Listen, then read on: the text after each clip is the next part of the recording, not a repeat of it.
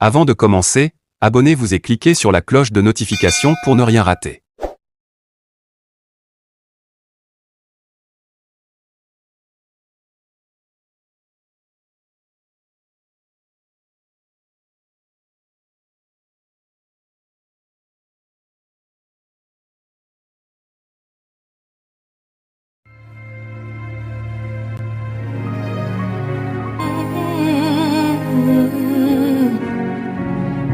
Jésus, tu as les paroles de la vie.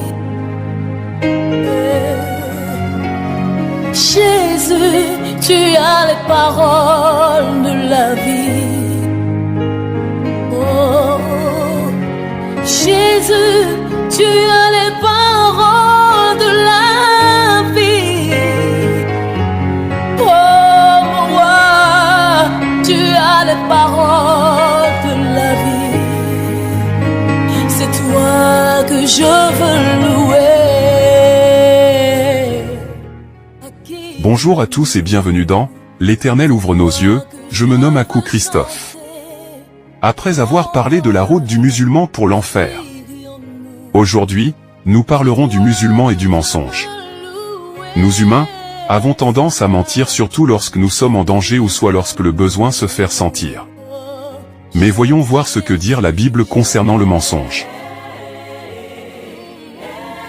Dans le livre de Proverbes 14 verset 5, il est écrit « Un témoin fidèle ne ment pas, tandis qu'un faux témoin dit des mensonges ». Allons encore dans le livre de Proverbes 17 verset 7, il est écrit « Si les paroles distinguées ne conviennent pas à un fou, les paroles mensongères conviennent d'autant moins à un noble ».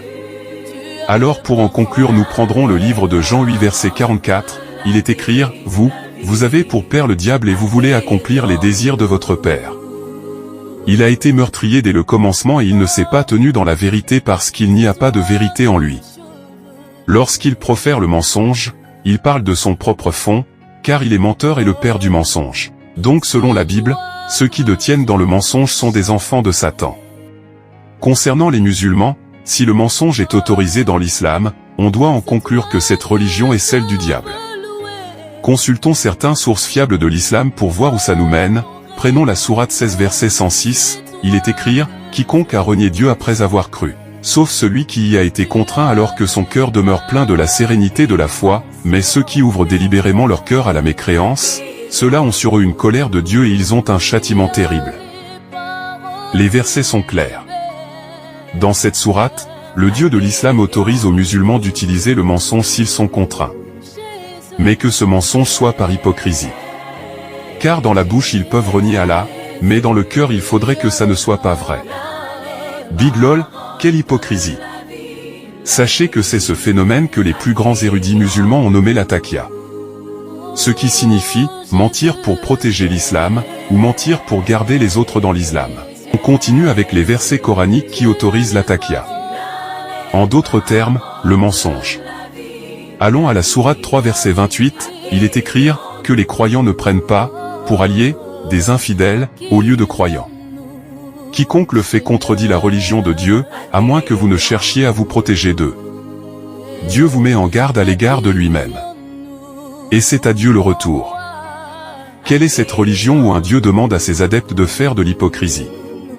C'est seulement dans l'islam qu'on peut voir de l'hypocrisie qui est autorisée. Mais avec toutes ces preuves, comment peut-il encore croire que c'est Dieu qui a fait descendre le Coran? Vraiment aveuglé, pour présenter plus de preuves. Prenons encore la sourate 19 verset 26, il est écrit « Mange donc et bois et que ton œil se réjouisse. » Si tu vois quelqu'un d'entre les humains, dis-lui assurément, j'ai voué un jeûne au tout miséricordieux, je ne parlerai donc aujourd'hui à aucun être humain. Encore du mensonge. Un Dieu qui véhicule le mensonge comme des petits pains. Des mensonges et que des mensonges. Lol. Allons faire un tour dans la Bible pour voir si le véritable Dieu cohabite avec le mensonge. Prenons le livre de Hébreux 6, verset 18, version Louis II, il est écrit « Afin que, par deux choses immuables, dans lesquelles il est impossible que Dieu mente, nous trouvions un puissant encouragement, nous dont le seul refuge a été de saisir l'espérance qui nous était proposée. » Selon la Bible, Dieu ne peut jamais mentir. Alors quelqu'un qui ne peut jamais mentir ne peut jamais aussi demander à une autre personne de mentir. Mais la Bible nous montre qui est cette personne qui est capable de faire cela, d'abord pour montrer que l'esprit avec lequel Mohamed a fait la rencontre dans la grotte de Hira, n'est rien d'autre que le diable lui-même. Nous prendrons le livre de 2 Corinthiens 11 version 14. Louis II, il les écrire, et cela n'est pas étonnant, puisque Satan lui-même se déguise en ange de lumière. Donc c'est forcément cet être que Mohamed a croisé dans la grotte de Hira. Lui-même croyait que c'était un démon vu la manière il a été maltraité par cet ange déchu. Mais il a fallu que Waraka et sa femme Khadija, eux qui n'ont aucune connaissance des apparitions angéliques, lui disent que c'est l'ange Gabriel. Lol. D'abord la Bible dit que Dieu ne ment jamais. Voyons voir qui adore le mensonge dans la Bible. Prenons le livre de Jean 8, verset 44, il est écrit « Vous avez pour père le diable, et vous voulez accomplir les désirs de votre père. » Il a été meurtrier dès le commencement, et il ne se tient pas dans la vérité, parce qu'il n'y a pas de vérité en lui. Lorsqu'il profère le mensonge, il parle de son propre fond, car il est menteur et le père du mensonge. Nous savons maintenant qui est menteur, et père du mensonge. Un père apprend toujours à ses enfants ce qu'il sait faire. Et Allah qui apprend à Mariam comment mentir, c'est pas vraiment surprenant. Car le diable de la Bible, c'est le même qui se fait passer pour Allah dans le Coran. Et c'est pas tout. Nous allons faire un tour dans les sources, les plus fiables de l'islam. Prenons Sahih al-Bukhari, volume 1, page 429, hadith numéro 564, il est écrit, Abd Allah rapporte, une nuit, le messager d'Allah nous a conduits dans la prière Isha, et c'est celle appelée Al-Atma par les gens. Après avoir terminé la prière, il nous a fait face et a dit, est-ce que vous connaissez l'importance de cette nuit? Personne présent à la surface de la terre ce soir ne vivra 100 ans à compter de cette nuit. Lol. Le prophète de l'islam a fait une prophétie selon laquelle, au moment de la prière qu'il faisait avec ses compagnons, à compter de cette nuit, personne sur terre allait être encore vivante après 100 ans. Selon lui la fin du monde allait être après un siècle. Mais on regarde tous ensemble. Plus de 1 millénaire et demi sont passés, mais le monde n'a pas encore pris fin. Or la Bible dit dans Deutéronome 18, verset 22. Quand ce que dira le prophète n'aura pas lieu et n'arrivera pas, ce sera une parole que l'Éternel n'aura point dite. C'est par audace que le prophète l'aura dite, n'aie pas peur de lui.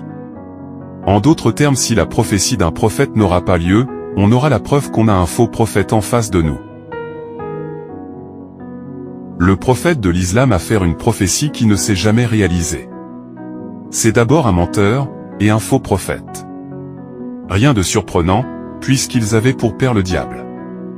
Pour plus enfoncer le clou, nous allons prendre le verset d'une sourate, et le décortiquer. À la fin vous saurez que Allah c'est le diable, et personne d'autre. Allons à la sourate 8 verset 30. Suivez très bien cette sourate. Le verset dit, « Et rappelle-toi, le moment où les mécréants complotaient contre toi pour t'emprisonner ou t'assassiner ou te bannir. Ils complotèrent, mais Dieu a fait échouer leur complot, et Dieu est le meilleur en stratagème. » Dans ce verset, on dit Allah est le meilleur en stratagème. C'est sur ce mot que je veux attirer votre attention. Stratagème. Allons définir ce mot et connaître le vrai sens de ce mot. Dans le dictionnaire, le mot stratagème est un nom masculin, qui signifie finauderie, combine. Tour d'adresse conçu dans le dessein de tromper une personne, ruse, moyen artificieux utilisé pour servir son intérêt. Synonyme, ruse, roublardise, astuce, tromperie, combine, feinte, subterfuge. Il y a surtout deux mots très importants qui ne font que se répéter ici. Tromperie et la ruse. Nous les mettons de côté et nous continuons. Allons encore dans le côté des synonymes. Et observons bien une fois de plus, on trouve la ruse, roublardise, astuce, tromperie, combine, feinte, subterfuge. Deuxième sens de stratagème désigne, dans le domaine militaire, une ruse de guerre. Bref. On retient surtout deux mots. Tromperie et la ruse. Donc on sait que dans la sourate 8 verset 30.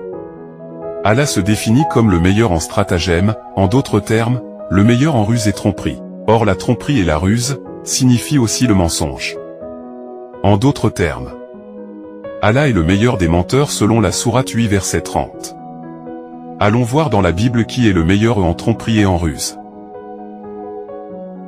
Dans le livre de 2 Corinthiens 11 verset 3, version Louis II, il est écrit « Toutefois, de même que le serpent séduisit Ève par sa ruse, je crains que vos pensées ne se corrompent et ne se détournent de la simplicité à l'égard de Christ. » Dans ce verset on voit bien qui est celui qui utilise la ruse. Allons encore dans le livre de Éphésiens 6 verset 11, il est écrit « Revêtez-vous de toutes les armes de Dieu, afin de pouvoir tenir ferme contre les ruses du diable. » Je pense que tout est clair. Mais en dernière nous allons encore prendre le livre de Genèse 3 verset 1. Il est écrit « Le serpent était le plus rusé de tous les animaux des champs, que l'Éternel Dieu avait fait. Il dit à la femme, Dieu a-t-il réellement dit, vous ne mangerez pas de tous les arbres du jardin? Par la ruse de la tromperie, le diable a détourné Ève et Adam du plan de Dieu. Donc on sait tous que celui qui est identifié comme le meilleur des menteurs dans la Bible, le meilleur en tromperie, et le meilleur en ruse, c'est personne d'autre que le diable lui-même. Or on trouve tous ces mêmes attributs appartenant au diable, chez le Dieu de l'islam qui se fait rappeler Allah. L'identité réelle de Allah dans la Bible, c'est Satan lui-même. Mais dans le Coran, ce même Satan se fait rappeler Allah. Quelle tromperie! Sincèrement mes frères, ouvrez vos yeux.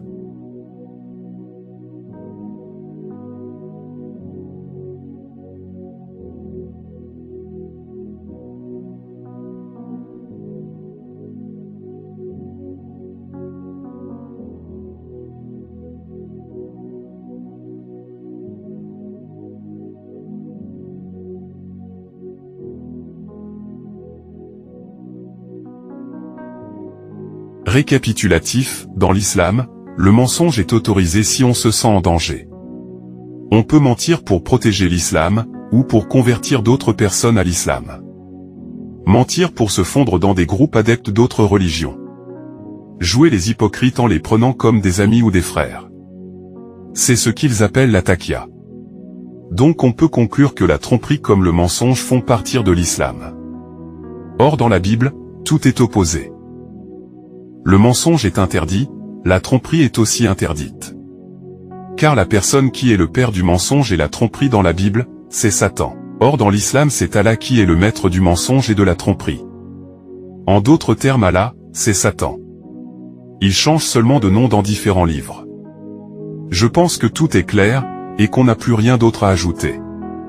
Nous avons fini pour aujourd'hui, que Dieu vous bénisse. Surtout n'oubliez pas de vous abonner. On a à la prochaine.